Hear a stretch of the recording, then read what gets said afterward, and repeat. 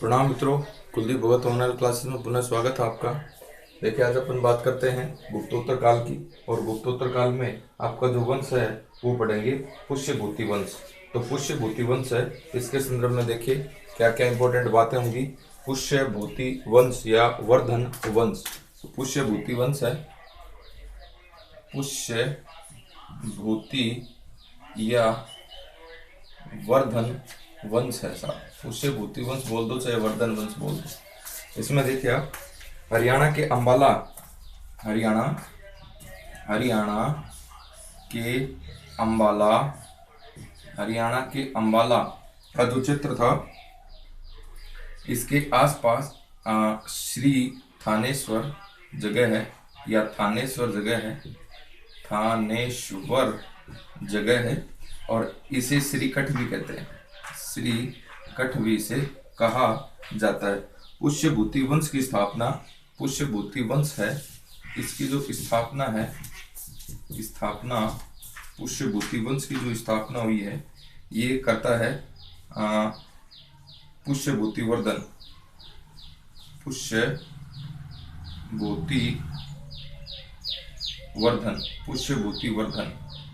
पुष्यभूति वर्धन के द्वारा स्थापना होती है। नेक्स्ट देखिए, जानकारी के स्रोत। जानकारी है, इसके अपन स्रोत देख लें तो जानकारी के स्रोत हैं, ये देखिए हर्ष की रचनाएं हैं। हर्ष की रचनाओं में अपन देखें कौन कौन सी है हर्ष की रचनाएं। एक तो है प्रिय दर्शिका, एक है रत्नावली और एक है आपकी नागानंद। सारी रचनाएं हैं, ये संस्कृत भाषा में है। देखिए दूसरा है बाणभट्ट की पुस्तक है हर्षचरित। बाणभट्ट की पुस्तक हर्षचरित है। नेक्स्ट है कादम्बरी की जो पुस्तक है यह है संस्कृत साहित्य का। बाणभट्ट की कादम्बरी है, दूसरी पुस्तक है कादम्बरी। और जो कादम्बरी है यह है संस्कृत साहित्य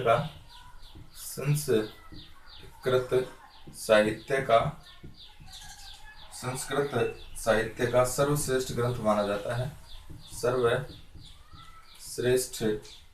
उपन्यास माना जाता है। ये भी एक अच्छा क्वेश्चन है। इसमें हर्षकालीन सामाजिक, इस पुस्तक में हर्षकाल का सामाजिक तथा आर्थिक या सामाजिक तथा धार्मिक जीवन का ज्ञान होता है। धार्मिक जीवन का क्या होता है?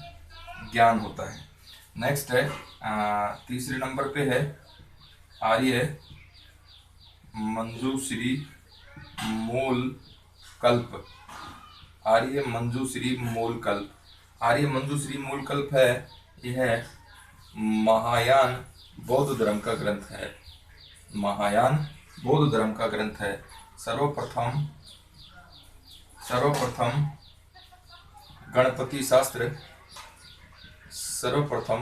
गणपति शास्त्री ने 1925 में इसे प्रकाशित किया था। 1925 में इसे प्रकाशित किया। इसमें हर्ष के लिए है शब्द है, इसका प्रयोग हुआ है। हर्ष के लिए है शब्द का प्रयोग हुआ है। ये कुछ साहित्य थे। देखिए पुष्यभूति वंश है, इसकी स्थापना जो है ये पुष्यभूति वर्धन के द्वारा की जाती है। और हरियाणा का जो अंबाला का क्षेत्र है, यहाँ पर थानेश्वर है, जिसे श्रीकठ भी कहते हैं, ये इनकी राजधानी रहती है। नेक्स्ट अपन बात करते हैं जानकारी के स्रोत हैं। तो हर्ष जो वर्धन वंश का शासक रहा है, हर्ष की कुछ रचनाएं हैं, इनसे जानकारी मिलती है। प्रियदर्शिका, रत्नावली और नागानंद। इसके बाद में देखिए बाणभट्ट की हर्षचरित्र और कादम्बरी है, ये संस्कृत साहित्य का सर्वश्रेष्ठ ग्रंथ उपन्यास माना जाता है। ध्यान में रखना भी, उपन्यास माना जाता है। हर्ष सामाजिक तथा धार्मिक जीवन का इस पुस्तक से, कादम्बरी से हर्षकालीन सामाजिक तथा धार्मिक जीवन का क्या होता है, ज्ञान होता है। नेक्स्ट है आर्य मंजूश्री मूलकल्प। ये जो है ये महायान बौद्ध ग्रंथ है। सर्वप्रथम गणपति शास्त्री ने 1925 में इसे प्रकाशित किया था और इसके अंदर हर्ष के लिए क्या शब्द प्रयुक्त हुआ है शब्द प्रयुक्त हुआ है। आगे देखिए, है शब्द प्रयुक्त हुआ है शब्द प्रयुक्त हुआ है आर्य श्री मूल कल्प में। आगे देखिए, विदेशी विवरण है, ये देखते हैं अपन। विदेशी विवरण, विदेशी विवरण, विदेशी विवरण में देखिए एनसांग है, एनसांग विदेशी विवरण में है एनसांग 629 से 644 जो ईस्वी इसका कार्यकाल था। हर्ष के समय की घटना है, ये देखने को मिलती है। जन्म देखिए 600 ईस्वी में इसका जन्म हुआ। नेक्स्ट है चीन के हुनान प्रांत, चीन के हुनान प्रांत में चीन लियू नामक स्थान पर हुआ था। 629 में यह तांग शासकों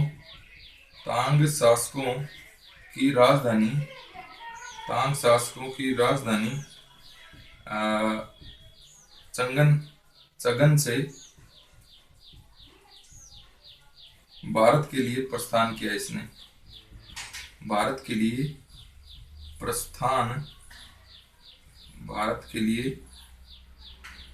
प्रस्थान किया। नेक्स्ट देखिए, इसने क्या क्या इसके विवरण है, ये सारी बात करेंगे अपन। यह है थल मार्ग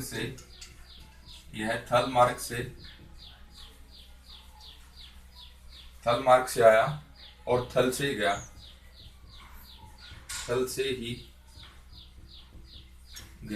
थल मार्ग से आया और थल से ही गया। नेक्स्ट देखिए, ताशकंद कहाँ कैसे आता है। सबसे पहले आता है ताशकंद, फिर आता है समरकंद से आता है काबुल से आता है पेशावर के मार्ग से भारत आता है और भारत में सबसे पहले हिंदू कुश पर्वत है, इससे कहाँ पहुंचता है, कपिसा पहुंचता है। कपिसा यानी सबसे पहले भारत में कपिसा पहुंचा। कपिसा से कहाँ आया, नालंदा आया, नालंदे से कहाँ आया, बंगाल, और बंगाल से उड़ीसा, और उड़ीसा से धान्यकटक, और धान्यकटक से कांची, तथा कांची के बाद में पामीर एवं खोतान के मार्ग से वापस लौट गया। नेक्स्ट देखिए, इसका जो नाम है ये है यात्रियों का राजकुमार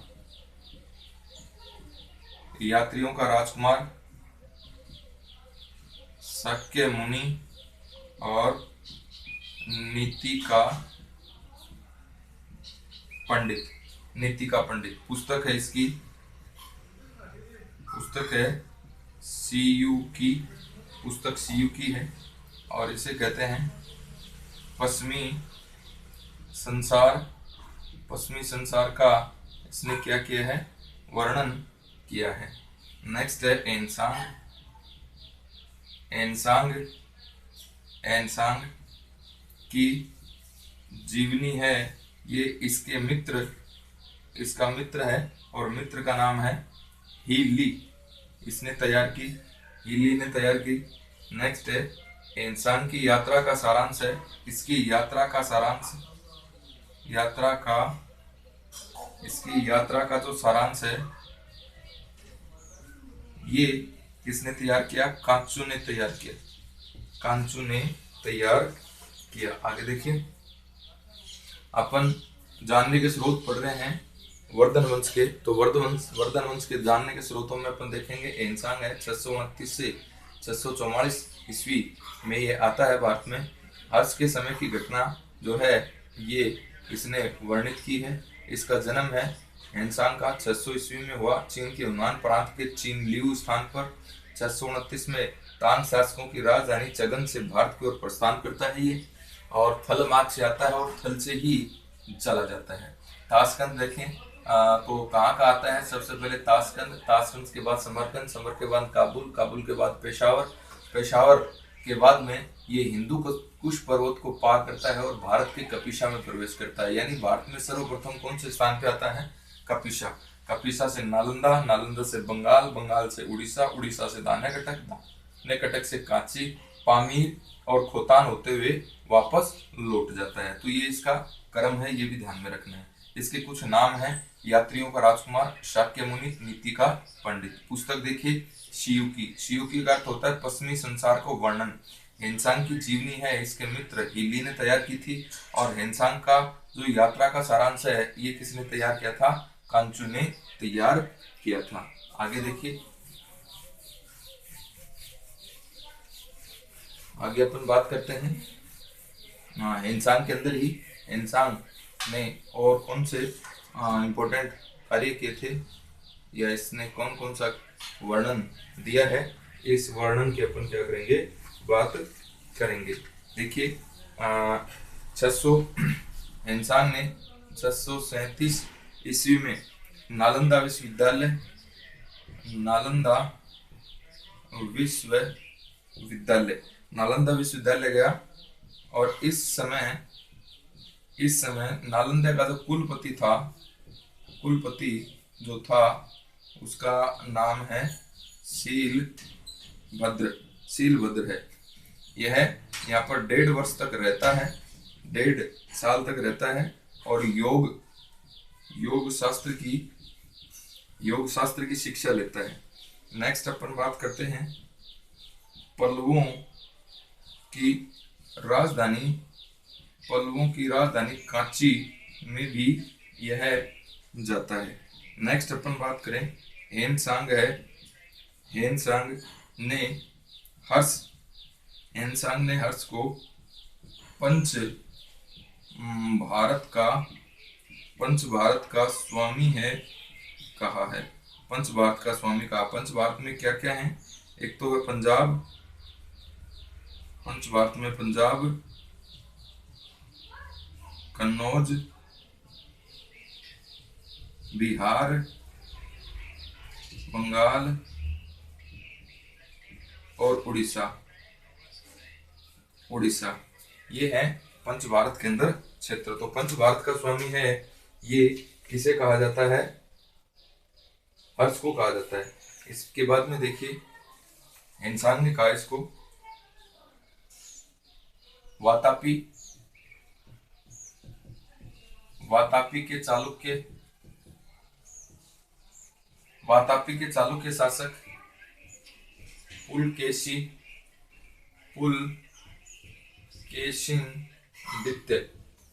पुलकेशिनदित्य के राज्य महाराष्ट्र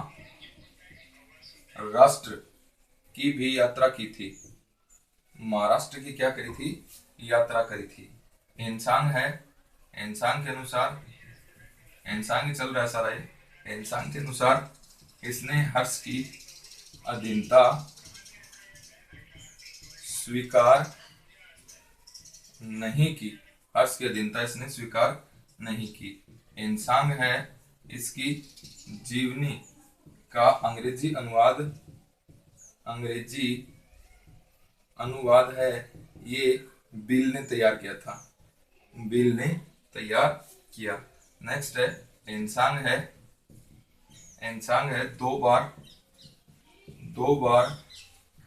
डाकुओं का शिकार हुआ। 2 बार डाकुओं का शिकार होना पड़ा इसको। एक बार तो पंजाब में और दूसरी बार अयोध्या अयोध्या यूपी में गंगा के पास इस समय डाकू ने इसकी दुर्गा देवी के लिए बलि चढ़ाने के लिए चुना गया था इसको, लेकिन तूफान आ गया था और तूफान आने के कारण इसके प्राण हैं ये बच जाते हैं। नेक्स्ट है हर्ष को फीसे या वैश्य जाति का बताया गया है, वैश्य जाति का बताया गया है। नेक्स्ट है उसकी कर्तव्य परायणता का वर्णन है, इसके अंदर कर्तव्य परायणता का वर्णन है। नेक्स्ट है हर्ष को शिलादित्य कहा है, हर्ष को शिलादित्य कहा है। नेक्स्ट है हेनसांग ने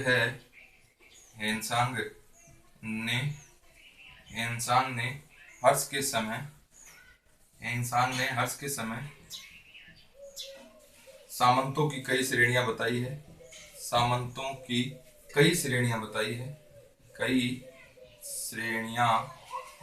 है, इंसान ने। नेक्स्ट अपन बात करते हैं तो देखिए इसने सिंध व मतीपुर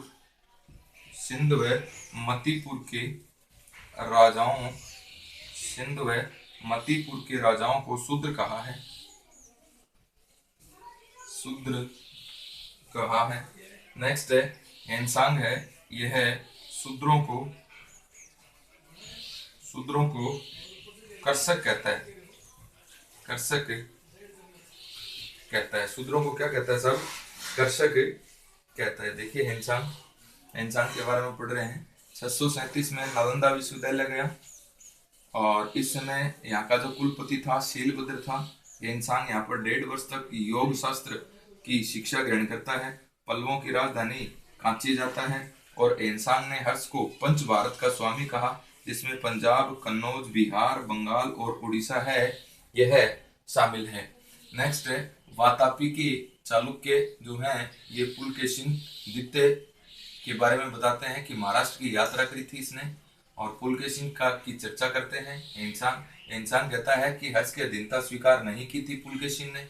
नेक्स्ट है इंसान की जीवनी जो अंग्रेजी में लिखता है या अनुवाद करता है वो कौन करता है, बील। इसके बाद में अपन बात करते हैं इंसान है, ये 2 बार डाकुओं का शिकार होना पड़ा, एक बार तो पंजाब में, एक बार अयोध्या यूपी के दक्षिण में गंगा नदी के किनारे।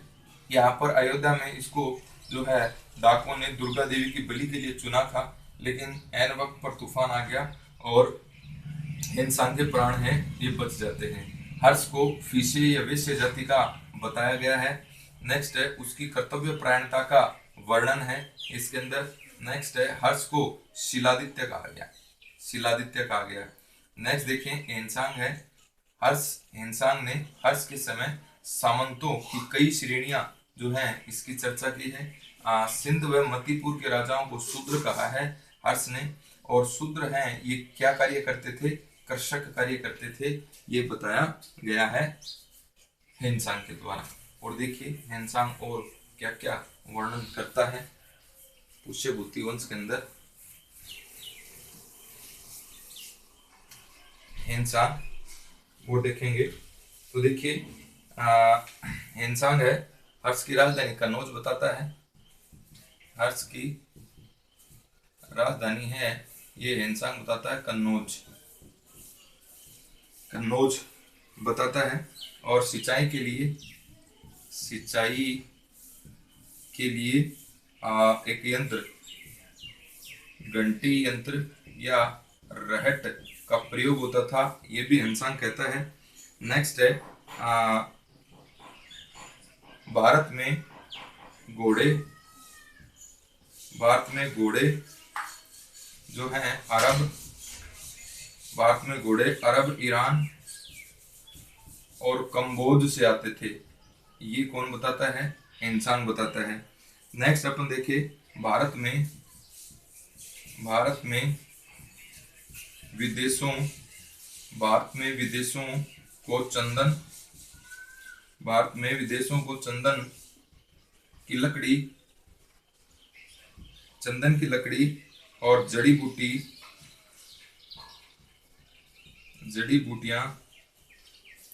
बूटियां मसाले भारत क्या करता था, निर्यात करता था। ये बताता है एनसांग। नेक्स्ट है भारत में सूती, ऊनी, रेशमी, मलमल की जो कपड़ा है ये बहुत अच्छा तैयार होता था। ये बताता है हर्ष के समय चांदी के सिक्कों का प्रचलन बताता है। सिक्कों का प्रचलन था, सोने का सिक्का बंद हो गया था। सोने का सिक्का बंद हो गया, ये बताता है हर्ष। नेक्स्ट देखिए, आगे देखेंगे अपन। तो हर्ष को एनसांग है, ये बौद्ध मतायु बताता है। बौद्ध मत का बताता है, मतायु यही बताता है। नेक्स्ट है, परंतु इस समय शक्तिशाली जो धर्म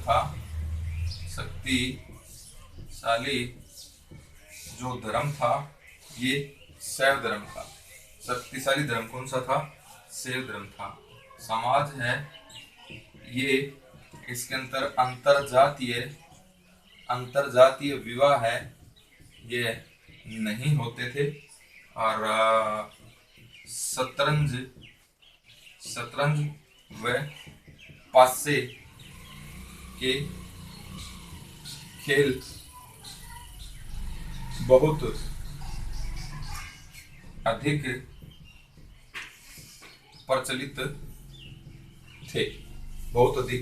प्रचलित थे। ये देखिए, अपन बात करते हैं हेनसांग की। तो हेनसांग है, इसने ये बताता है हेनसांग की हर्ष की राजधानी कौन सी थी? कन्नौज थी। सिंचाई के लिए हेनसांग बताता है कि गड्ढे यंत्र यानी रहट का प्रयोग होता था। घोड़े हैं, ये भारत कहाँ से मंगवाता था? अरब, ईरान और कंबोज से मंगवाता था। भारत में विदेशों को चंदन की लकड़ी, जड़ी बूटी और मसाले निर्यात करता था। भारत सूती, ऊनी, रेशमी, मलमल का कपड़ा अच्छा तैयार होता था। चांदी का सिक्का का जो प्रचलन था, ये प्रचलन में था चांदी का सिक्का, लेकिन सोने के सिक्के का प्रचलन बंद हो गया था एनसांग के अनुसार।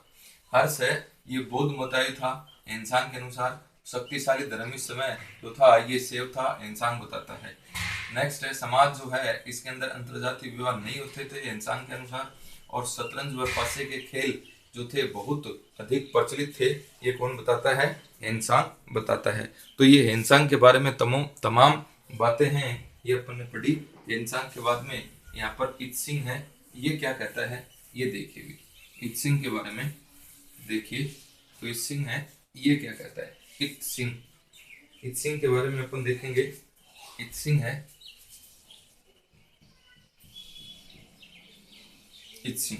इत्सिंग देखिए, चीनी यात्री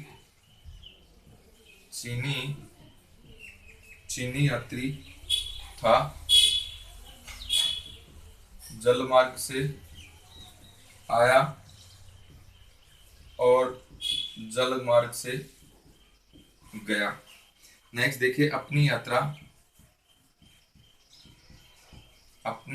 का वृत्तांत जो है इसने चीनी भाषा में लिखा और इसका अंग्रेजी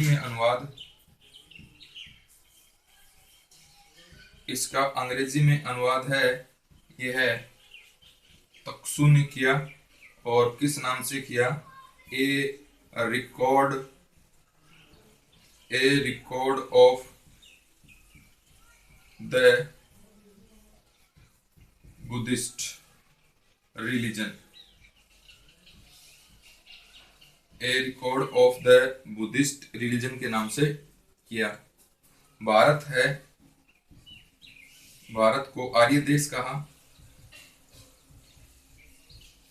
और कहा कि यहाँ के जो निवासी हैं या भारतीय हैं प्याज नहीं खाते थे, प्याज नहीं खाते थे। ये वर्णन भी कौन करता है? इत्सिंग है, यह करता है।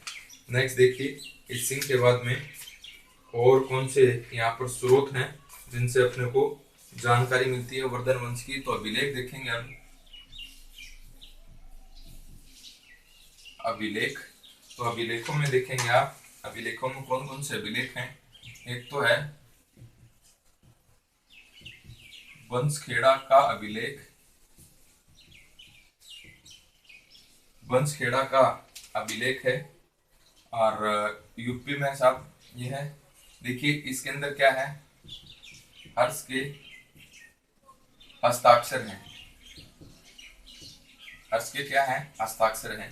यह है 628 ईस्वी का है और ताम्रपत्र है। नेक्स्ट देखिए, इसके अंदर राज्यवर्धन है, राज्यवर्धन की शशांक, राज्यवर्धन की शशांक गवर्नरेस था द्वारा हत्या का उल्लेख है। नेक्स्ट है हर्ष ने अहिछत्र, हर्ष ने अहिछत्र, अहिछत्र, अहिछत्र भुक्ति, अहिछत्र भुक्ति के अंग दिया गांव, अंग दिया विषय सॉरी यानी जिला के मरकट गांव, मरकट सागर, मरकट सागर ग्राम को बालचंद्र तथा भट्ट स्वामी, भट्ट स्वामी, भट्ट स्वामी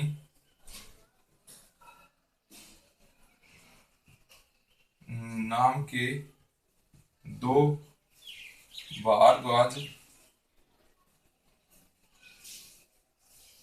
भारद्वाज गोत्रीय ब्राह्मण को दान दिया था। ये उल्लेख है इसके अंदर मिलता है। नेक्स्ट है मधुबन, मधुबन लेख, दूसरा लेख है यहाँ पर मधुबन लेख। और मधुबन लेख है, यह है आजमगढ़ में है, आजमगढ़ यूपी 631 ईस्वी में है। इसमें हर्ष है, यह है श्रावस्ती, हर्ष है यह श्रावस्ती भुक्ति के सोमकुंडा, सोमकुंडा नामक ग्राम को दान में देने का विवरण है। इसके बाद में ऐहोल अभिलेख है, इसी का है। देखते हैं अपने ऐहोल अभिलेख में क्या जानकारी मिलेगी। इत्सिंग देखिए, पहले चीनी यात्री था, जलमार्ग से आया, जलमार्ग से चला गया। अपनी यात्रा का वृतांत है किसमें दिया, चीनी भाषा के अंदर दिया। अंग्रेजी अनुवाद है, ये किसने किया था, तक्षुक ने किया था। नेक्स्ट देखिए, a record of the Buddhist religion है, ये इस पुस्तक का नाम है जो तक्षुक ने क्या किया था, इसका विवरण दिया था। भारत को आर्य देश कहा, भारतीय प्याज नहीं खाते थे, ये बात इसने बताई, किसने, इत्सिंग ने बताई। अब बात कर रहे हैं अपन अभिलेख की, तो वंशखेड़ा अभिलेख है, यूपी का है, हर्ष के हस्ताक्षर मिलते हैं इसके अंदर। और ये ताम्रपत्र है, कौन सी ईस्वी का, 628 ईस्वी का। इसके अंदर राज्यवर्धन ने, राज्यवर्धन की शशांक के द्वारा हत्या का उल्लेख है। ये राज्यवर्धन हर्षवर्धन का बड़ा भाई है। अहिछत्र भुक्ति, अहिछत्र भुक्ति के अंग दिया विषय के मरकट सागर गांव के एक ब्राह्मण को भट्ट स्वामी जो भारद्वाज गोत्र का था, इसको क्या दिया था, दान दिया था। ये उल्लेख मिलता है, इंपॉर्टेंट बात है। नेक्स्ट अपन बात करते हैं मधुबन लेख। मधुबन लेख आजमगढ़ यूपी में है, 631 ईस्वी का है। इसमें हर्ष जो है ये श्रावस्ती भुक्ति के सोमकुंडा नामक गांव को क्या देता है, दान देता है। तो यहाँ पर तो सोमकुंडा नाम है, गांव का नाम है, और यहाँ पर मरकट सागर गांव का नाम है। यहाँ पर तो है बटस्वामी व्यक्ति का नाम, और यहाँ पे इसी व्यक्ति को न देकर के गांव में देता है कौन से लेक के अंदर, मधुबन लेक के अंदर। आगे देखिए अभिलेखों के अंदर, आगे देखिए अभिलेख में एहोल अभिलेख है, एहोल अभिलेख, एहोल एहोल अभिलेख है। एहोल अभिलेख में देखिए चालुक्य नरेश पुलकेशिन द्वितीय,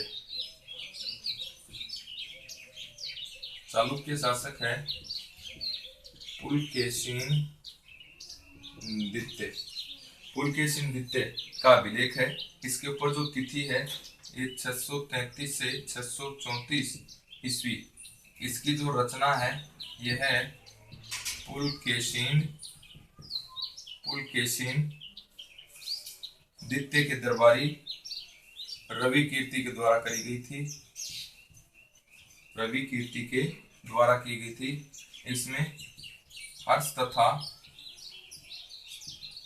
पुलकेशिन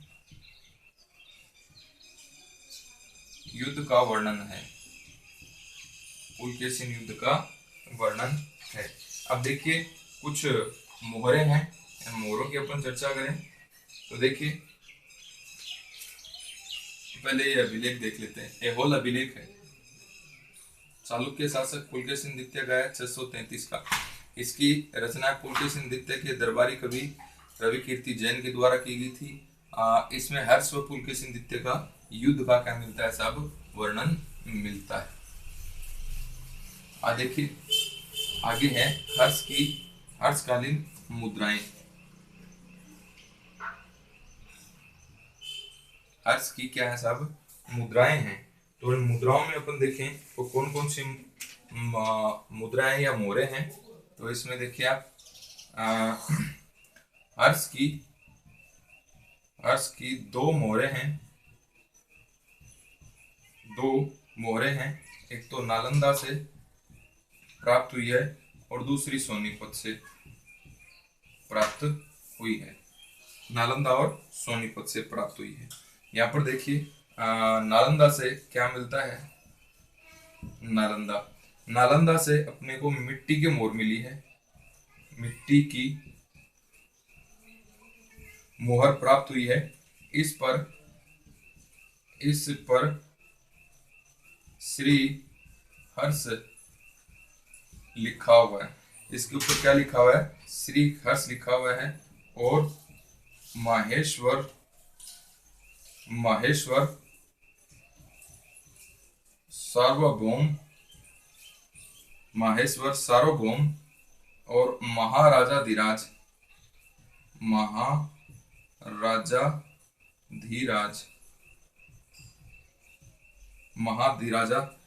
कहा गया है किसको, हर्ष को। सोनीपत में देखिए, सोनीपत में ये तांबे की मोहर है, तांबे की मोहर है। और इस पे हर्ष का पूरा नाम है हर्ष का। और शिव व नंदी का इसके ऊपर अंकन है। तो ये तो बात होगी नालंदा और सोनीपत के अंदर पाई गई हर्ष की मोहरें। नेक्स्ट है हर्ष के कुछ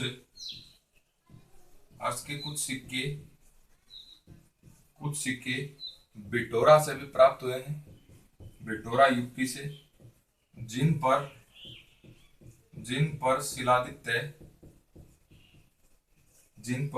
शिलादित्य अंकित है। यह चांदी का सिक्का है, चांदी का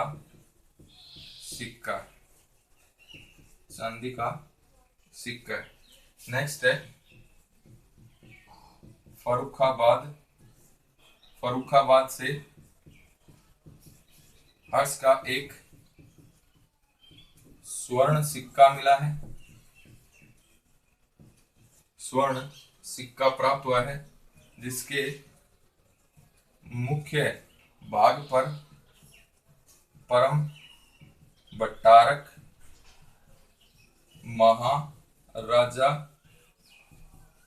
धीराज हर्ष, महाराजा धीराज श्री हर्ष लिखा हुआ है तथा पृष्ठभाग पर उमा महेश्वर की आकृति अंकित है। उमा महेश्वर की आकृति अंकित है। नेक्स्ट है मधुबन व बंसखेड़ा अभिलेख। मधुबन व बंसखेड़ा अभिलेख में हर्ष के जलबेड़े का उल्लेख है। जलबेड़े का उल्लेख है। देखिए सर, मुद्राएं देखिए, हर्ष की दो मुद्राएं हैं, एक तो नालंदा से मिली, एक सोनीपत से मिली। नालंदा से मिली मुद्रा मिट्टी की है, इस पर श्री हर्ष लिखा हुआ है और माहेश्वर और सार्वभौम और महाराजा धीराज है, ये इसमें हर्ष को कहा गया है। नेक्स्ट है सोनीपत से तांबे की मिली है, इस पे हर्ष का पूरा नाम है और इस पे शिव व नंदी है, इसका चित्र भी बना हुआ है। तो देखिए यहाँ पर तो अपन बात करें नालंदा है, इसमें जो मोर मिली है इस पे क्या लिखा हुआ है, श्री हर्ष लिखा हुआ है। और सोनीपत है, ये तांबे की मोर है, इस पे क्या लिखा हुआ है, हर्ष का पूरा नाम लिखा हुआ है। हर्ष के कुछ सिक्के बिटोरा यूपी से भी मिले हैं, तो देखिए जिन पर शिलादित्य अंकित है, ये चांदी का सिक्का है। तो एक तो मिट्टी का हो गया, मिट्टी की मोर होगी, तांबे की होगी और यहाँ पर चांदी है। नेक्स्ट अपन बात करते हैं तो देखेंगे फर्रुखाबाद हर्ष का एक स्वर्ण सिक्का मिला है, जिसके मुख्य भाग पर परम भट्टारक महाराजा धीराज श्री हर्ष लिखा हुआ है और पृष्ठ भाग के ऊपर उमा महेश्वर की आकृति है, यह है। नेक्स्ट है मधुबन व बंसखेड़ा अभिलेख है, इससे प्राप्त होता है कि हर्ष है, इसके पास में जलबेड़ा भी था, तो हर्ष के पास में जलबेड़ा का उल्लेख भी होता है। नेक्स्ट देखिए, अब अपन बात करेंगे इनकी राजनीतिक व्यवस्था। ये तो जानकारी के स्रोत हो गए, जानकारी के स्रोत हो गए। अब देखेंगे अपन राजनीतिक व्यवस्था। तो हर्ष पुष्यभूति जो है, इसके बाद में यहाँ पर जो आता है, ये आता है प्रभाकर वर्धन। इस वंश का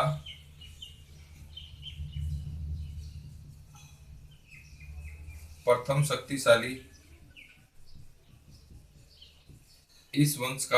शक्तिशाली राजा उपाधि है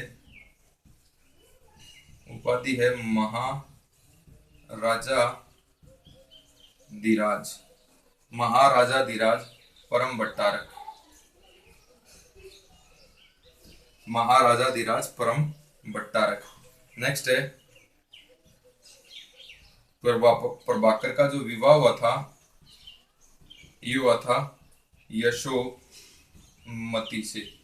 यशोमती से विवाह हुआ। इसके पुत्र हैं, 3 पुत्र थे, कौन कौन से, राज्यवर्धन, हर्षवर्धन और कृष्ण। राज्यवर्धन, हर्षवर्धन और कृष्ण। पुत्री राज्यश्री।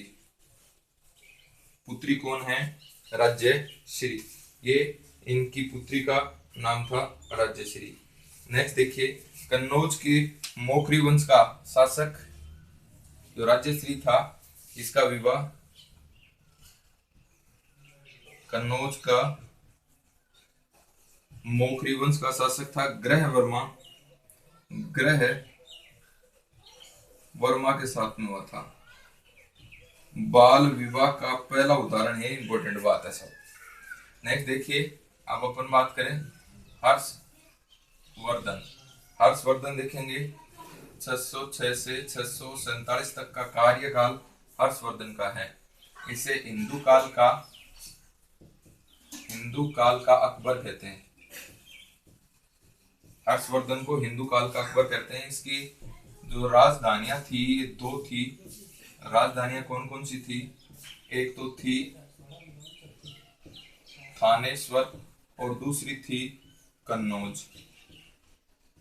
कन्नौज या महोदय। कन्नौज का एक नाम महोदय भी मिलता है, महोदय। अब अपन बात करते हैं इसके उपनाम। तो उपनाम में देखिए महादान भूमि, भारतीय हातिम, सकलोतर, सकलोतरा पतनाथ, सकलोतरा पतनाथ। नेक्स्ट देखिए, इससे पहले राज्यवर्धन है, इसका जिक्र आता है। राज्यवर्धन की बात करें तो राज्यवर्धन है, ये हर्षवर्धन का बड़ा भाई था। मालवा के देवगुप्त, मालवा के देवगुप्त ने किसकी हत्या कर दी थी? महाराजा ग्रहवर्मा की हत्या कर दी। ग्रहवर्मा की क्या कर दी थी? हत्या कर दी। और इसकी बहन राज्यश्री को कन्नौज में कैद कर दिया। कन्नौज में क्या कर दिया? कैद कर दिया। ये इसके बाद देखिए नेक्स्ट अपन देखिए राज्यवर्धन है।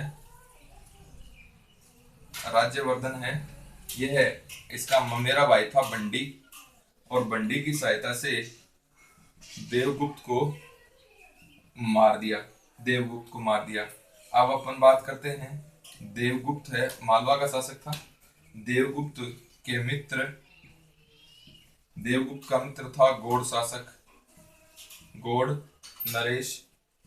गौड़ नरेश जो था शशांक, शशांक, गौड़ नरेश शशांक था। शशांक ने धोखा देकर के किसकी हत्या कर दी? राज्यवर्धन की, राज्यवर्धन की हत्या कर दी। राज्यवर्धन की क्या कर दी? हत्या कर दी। नेक्स्ट है हर्षचरित के अनुसार, हर्षचरित के अनुसार कुंतल अश्वारोही है, यह राज्यवर्धन की मृत्यु का समाचार देता है थानेश्वर की राज्यसभा में। थानेश्वर की राज्यसभा में समाचार देता है ये। और सेनापति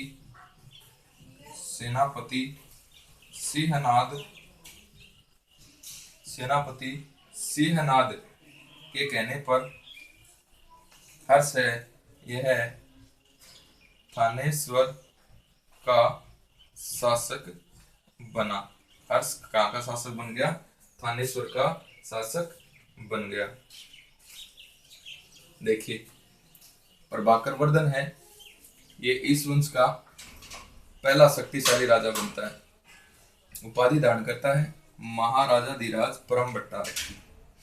नेक्स्ट है प्रभाकर का जो विवाह होता है ये किससे होता है? यशोमती से।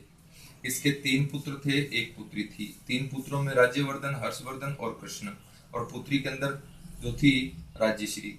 राज्यश्री का विवाह है ये कन्नौज के मौखरी वंश के ग्रहवर्मा से हुआ था, और ये भारत के अंदर पहले बाल विवाह का उदाहरण है।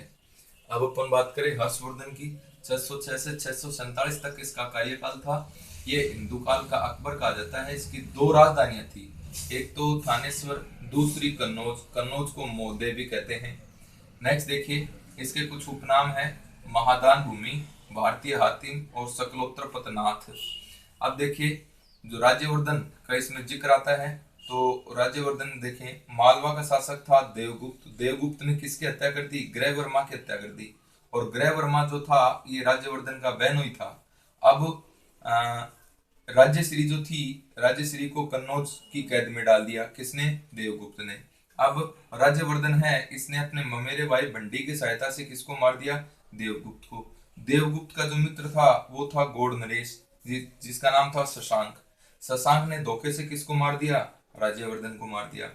अब हर्ष चरित्र के अनुसार कुंतल अश्वारोही ने थानेश्वर की राज्यसभा में राज्यवर्धन की हत्या की सूचना दी, और सेनापति सिंहनाद के कहने पर हर्ष ने राज्यवर्धन का शासक बनना स्वीकार किया। तो देखिए अब जो है हर्षवर्धन के सामने कुछ समस्याएं आएंगी। एक तो अपनी बहन को कन्नौज के कारागार से मुक्त कराना और एक शशांक को मारकर अपने भाई की मौत का बदला लेना। तो देखिए अपनी बहन है, इसको बौद्ध भिक्षु दिवाकर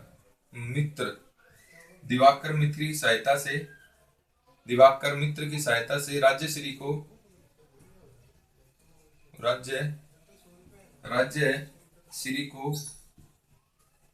विंध्याचल के जंगलों में सती होने से इसको बचा लेता है। अब इसकी विजयों के बारे में जो वर्णन करते हैं कि इसने किस किस को जीता था राज्यवर्धन ने। एक तो शशांक है, शशांक पर विजय प्राप्त करी इसने। दूसरा है वल्लभी पर विजय प्राप्त की और वल्लभी का शासक था ध्रुवसेन द्वितीय।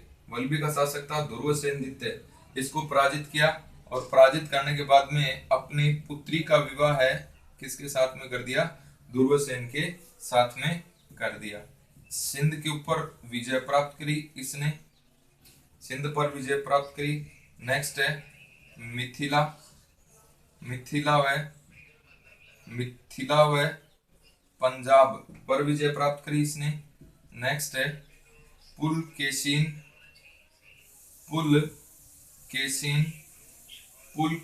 द्वितीय से युद्ध किया इसने। पुलकेशिन द्वितीय से युद्ध किया और इस युद्ध की जो जानकारी है ये किसमें मिलती है, ऐहोल अभिलेख में मिलती है। ऐहोल अभिलेख के अनुसार हर्ष पराजित हुआ था और हर्ष के अभिलेखों से प्राप्त होता है कि पुलकेशिन पराजित हुआ था। नेक्स्ट है हर्ष को इस ऐहोल अभिलेख में सकलोत्तर पथनाथ कहा गया है। हर्ष को क्या कहा गया है, सकलोत्तर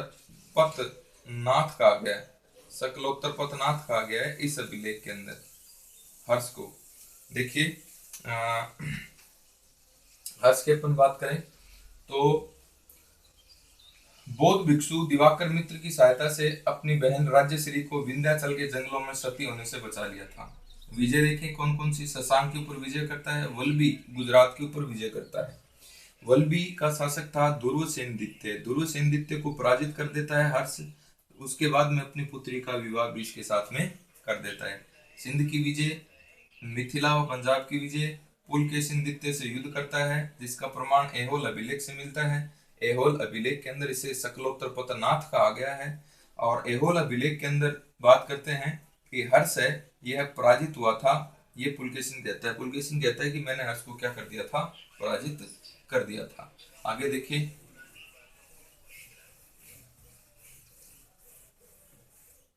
आगे हर्ष के बारे में अपन बात करेंगे। हर्ष तथा कामरूप का संबंध, हर्ष तथा कामरूप, इसमें देखिए कामरूप का शासक था भास्कर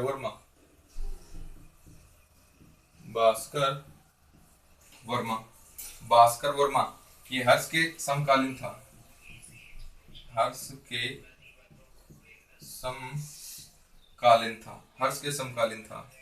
और इसके हर्ष के दरबार में इसने हर्ष के दरबार के अंदर हंसबेग नामक एक राजदूत भेजा था। नेक्स्ट देखिए चीन के साथ में संबंध। चीन है, इसके कार्यकाल में 3 राजदूतों का एक मंडल भेजती है। तीसरे दूत मंडल जब आता है तो इसकी मौत हो जाती है। 641 ईस्वी में हर्ष ने चीनी सम्राट ताइसुंग के दरबार में एक ब्राह्मण को भेजा था।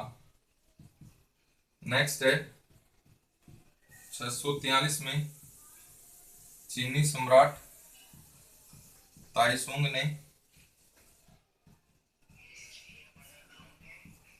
ने ल्यांग वाई किंग नामक दूत भेजा हर्ष के दरबार में। ये दूत है, ये हर्ष के दरबार में आता है। दूत कहाँ आता है? हर्ष दरबार के अंदर आता है। नेक्स्ट देखिए, नेक्स्ट अपन देखेंगे तो 643 ईस्वी में ही चीन का दूसरा दूत मंडल है, यह आता है। और इसके समय जो आता है, ये आता है लिए प्याओ व वांग हान से। नेक्स्ट है तीसरा दूत मंडल आता है 647 ईस्वी में। तीसरा चीनी दूत मंडल आता है और इस समय जो है ये वान हान तसे के नेतृत्व में आता है। लेकिन इस समय हर्ष की क्या हो गई थी? हर्ष की मृत्यु हो चुकी थी।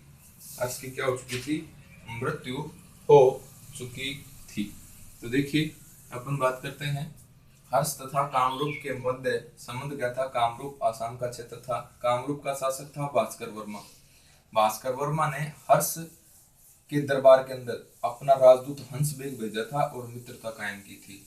चीन के साथ में संबंध है हर्ष का। चीन जो है इसने हर्ष के दरबार के अंदर 3 दूत मंडल भेजे थे। तीसरे दूत मंडल का जो जब दल आता है तो हर्ष की क्या हो जाती है? मृत्यु हो जाती है। 641 ईस्वी में हर्ष जो है इसने चीनी सम्राट ताइसुंग के दरबार में अपना एक दूत भेजा था ब्राह्मण को। 643 ईस्वी में चीनी सम्राट ताइसुंग ने ल्यांग वाई किंग नामक दूत भेजा था हर्ष के दरबार में।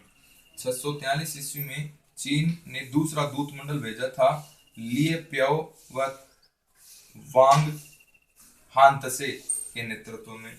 और 647 ईस्वी में ही चीन ने तीसरा दूत मंडल भेजा था वान हान तसे के नेतृत्व में। लेकिन इस समय आते आते ही हर्ष की क्या हो जाती है? मौत हो जाती है। ये जो तीसरा जब दूत मंडल आता है तो इस समय हर्ष की क्या हो चुकी होती है? मृत्यु हो चुकी होती है। तो ये जो बात है ये अपन ने कर ली हर्षवर्धन की राजनीतिक व्यवस्था और हर्षवर्धन को जानने के स्रोत। इसके बाद में हर्ष की जो कार्य प्रणाली है, शासनिक व्यवस्था है, प्रशासनिक व्यवस्था है, ये सारी देखेंगे आने वाले क्लास के अंदर। धन्यवाद।